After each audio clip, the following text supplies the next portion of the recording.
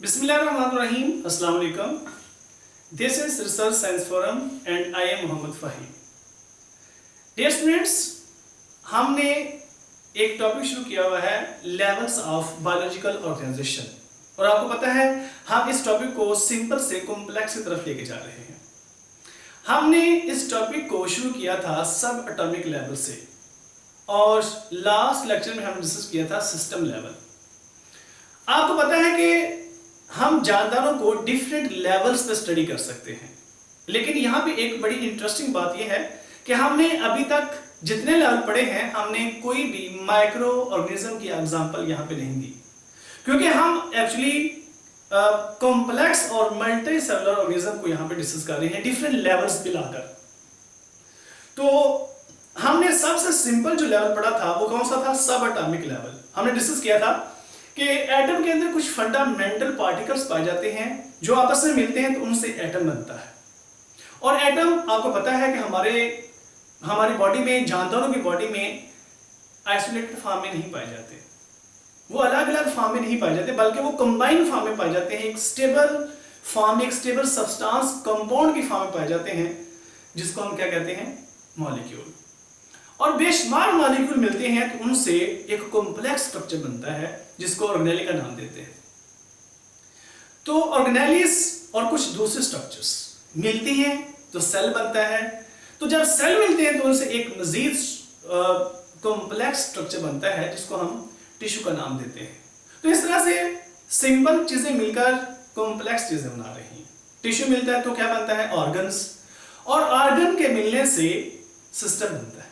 तो सिस्टम एक इंडिपेंडेंट, एक कह सकते हैं कि एज अ यूनिट के तौर पर काम करता है, इंडिपेंडेंट यूनिट के तौर पर ऐड करता है, जिसमें बेशुमार सिंपल यूनिट्स होते हैं, यानी कि सिंपल ऑर्गन होते हैं और उनसे एक बड़ा यूनिट बनता है जिसको हम क्या कहते हैं? सिस्टम। तो जब सिस्टम मिलेंगे तो क्या बनेगा? डेफिनेटली आपके ज़हन में एक बात आ रही होगी कि उससे इंडिविजुअल बनेगा।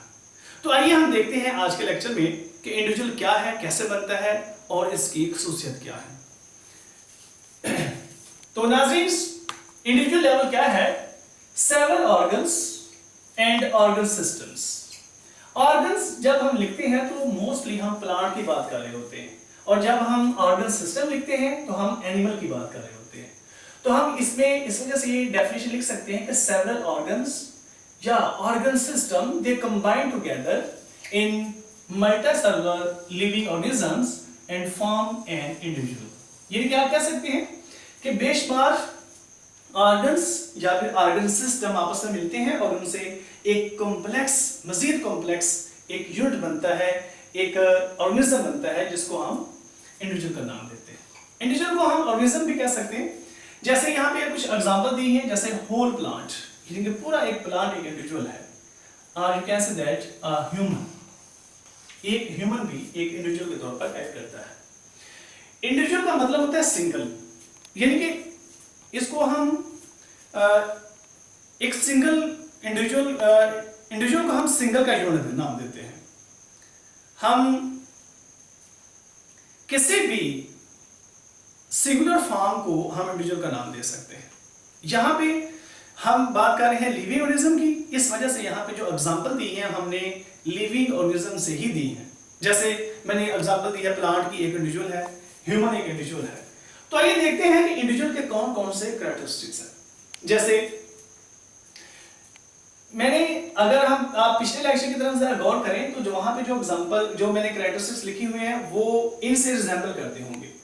मसलन it is larger than organ and system level, यानी कि ये उससे बड़ा है।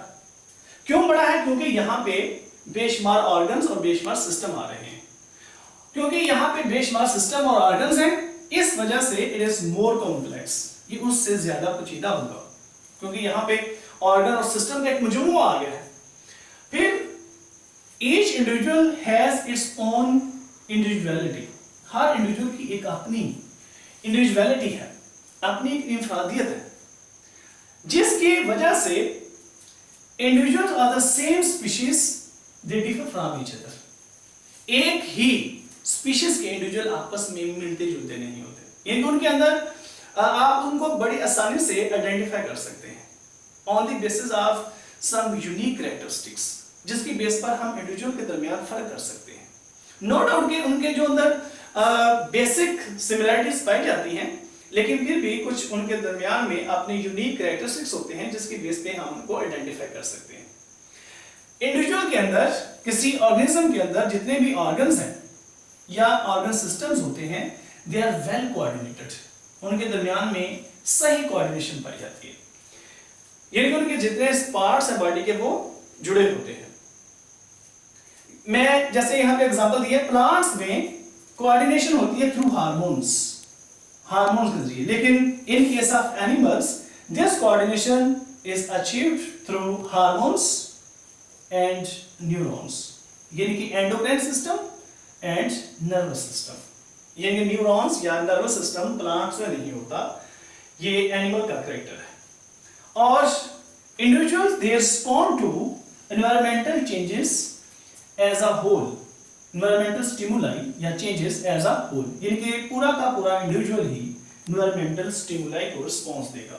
मतलब एक इंडिविजुअल है, एनिमल है, अगर वो हाई टेम्परेचर से दूर जाता है तो वो पूरा का पूरा ही दूर जाएगा। अगर वो लाइट को रिस्पॉन्स दे रहा है तो वो पूरा का पूरा ही लाइट को रिस्पॉन्स देगा। ऐसा नहीं है कि उसके कुछ बॉडी के पार्ट्स वहां रहेंगे, कुछ वहां से भाग जाएंगे, ऐसा नहीं होता। एज अ होल इंडिविजुअल काम कर रहा होता है। तो ये चंद एक कैरेक्टरिस्टिक्स थे इंडिविजुअल के, इसकी डेफिनेशन, इसके एग्जांपल है। ये आपको एज अ लॉन्ग क्वेश्चन भी पेपर में पूछा जा सकता है। अब यहाँ पे एक बात, यहाँ पे एक क्वेश्चन है कि इंडिविजुअल जब मिलेगा तो क्या बनेगा, यानी कि इंडिविजुअल भी आपस में मिल सकते हैं, इंडिविजुअल भी किसी एरिया के अंदर आपस में इकट्ठे रह सकते हैं। तो आइए देखते हैं। नेक्स्ट लेवल है पॉपुलेशन लेवल। तो स्टूडेंट्स, पॉपुलेशन क्या होती है? आप कह सकते हैं कि group of individuals of same species. हम ये भी कह सकते हैं कि several individuals of the same species, they are living together at same place at same time. तो एक ही वक्त में एक ही जगह पे जो डिफरेंट इंडिविजुअल्स हैं, यानी कि स्पीशीज एक ही है, या आप कह सकते हैं कि group of individuals of same species, they are living together at same place and time, they collectively form a population। तो ये इसके हम एग्जांपल स्टडी कर सकते हैं, जैसे number of students in your class. आप सामने सेशन लिख सकते हैं, number of students in my class, in your class during the session of 2018-2020 there was 50 in number। ये आप इसमें मेंशन कर सकते हैं। इस तरह से human population in a city, मतलब आप किसी सिटी के एग्जांपल लें और साथ में मेंशन करें during 2015 there were 10 million in number, यानी कि इस तरह से आप उसकी तादाद भी मेंशन कर सकते हैं और साथ में उसका टाइम भी मेंशन कर सकते हैं। तो ये था, ये इंडिविजुअल की कुछ पॉपुलेशन की डेफिनेशन थी और ये इनके एग्जांपल्स। नेक्स्ट हम देखते हैं कि इनके कैरेक्टरिस्टिक्स कौन-कौन से। तो जैसे मैं इसको एक स्मूथ वे में लेके जा रहा हूं, आप सर्टेन कैरेक्टर इनके मिलते जुलते लिख सकते हैं, लेकिन उसमें आपने वर्डिंग का ख्याल रखना है। जैसे पॉपुलेशन में हम लिख सकते हैं it is larger than individual level. अब इसके साथ ये रिजेंबल कर रहा है, लेकिन जहां पे ऑर्गन सिस्टम था अब वहां पे इंडिविजुअल आ गया है। इस तरह से हम यहां लिख सकते हैं जैसे इट इज मोर कॉम्प्लेक्स, किससे? As compare to individual. Why? Because यहां पे बेशुमार इंडिविजुअल आ रहे हैं, यहां पे इंडिविजुअल कलेक्टिवली शामिल हो रहे हैं, इस वजह से हम ये कह सकते हैं कि ये ज्यादा कॉम्प्लेक्स है। Individual can interact with each other with in a population. Individual एक दूसरे के साथ क्या कर सकते हैं? इंटरेक्ट कर सकते हैं, उनका एक दूसरे के साथ आप कह सकते हैं इंटरेक्शन हो सकता है। ये चंद एक ऐसे कैरेक्टरिस्टिक्स हैं जो बिल्कुल यूनिक हैं विद रिस्पेक्ट टू पॉपुलेशन। जैसे gene flow, that is a flow of gene और migration of gene, a transfer of gene from one population to another population. यानी कि एक पॉपुलेशन एक एरिया में एग्जिस्ट कर रही है, एक दूसरी पॉपुलेशन दूसरे एरिया में एग्जिस्ट कर रही है, तो किसी जानदार का माइग्रेशन की वजह से एक पॉपुलेशन से दूसरी पॉपुलेशन में जीन का ट्रांसफर हो जाना, इसको क्या कहेंगे हम? Gene flow. इस तरह से है जीन फ्रीक्वेंसी। जीन फ्रीक्वेंसी क्या है? That is a ratio of a particular gene as compare to sum of all genes in a population. Ratio of a gene compared to sum of all genes in a population. या आप ये भी कह सकते हैं ratio of a allele of a gene compared to sum of all alleles of that gene. यानी कि एक जीन की अलील की रेशो उसका मुकाबला आपने बाकी अलील के साथ कंपैरिजन करना है, तो उसको भी हम जीन फ्रीक्वेंसी कहते हैं। तो पॉपुलेशन प्रेशर क्या है? That is a stress on environment due to population, यानी किसी एनवायरनमेंट के ऊपर जो पॉपुलेशन की वजह से दबाव पड़ रहा है उसको हम पॉपुलेशन प्रेशर कहते हैं। मसलन किसी एरिया के अंदर पॉपुलेशन में इजाफा होता चला जा रहा है, तो पॉपुलेशन में इजाफे के साथ साथ उस एनवायरनमेंट के ऊपर बेशुमार स्ट्रेसेस पड़ेंगे। मसलन डिफॉरेस्टेशन होती है, पोल्यूशन बढ़ती है, तो इसको क्या कहते हैं हम? Population pressure. फिर पॉपुलेशन डेंसिटी, तो पॉपुलेशन डेंसिटी बना number of individuals per unit area with in same population. मसलन आप देखते हैं कि एक पॉपुलेशन के अंदर तमाम इंडिविजुअल जितने भी पाए जा रहे हैं उनकी नंबर एक जैसे नहीं है, कहीं पे इंडिविजुअल ज्यादा है, कहीं पे कम है। ये डिपेंड कर रहा था एक्चुअली फैसिलिटीज पे।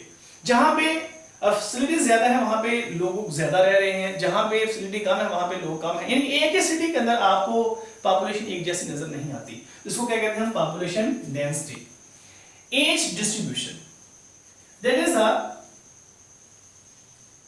you can say there are different ages, यानी कि within a population different individuals they have different ages, यानी कि population के अंदर जितने भी इंडिविजुअल हैं क्या उनकी एज एक जैसी होगी?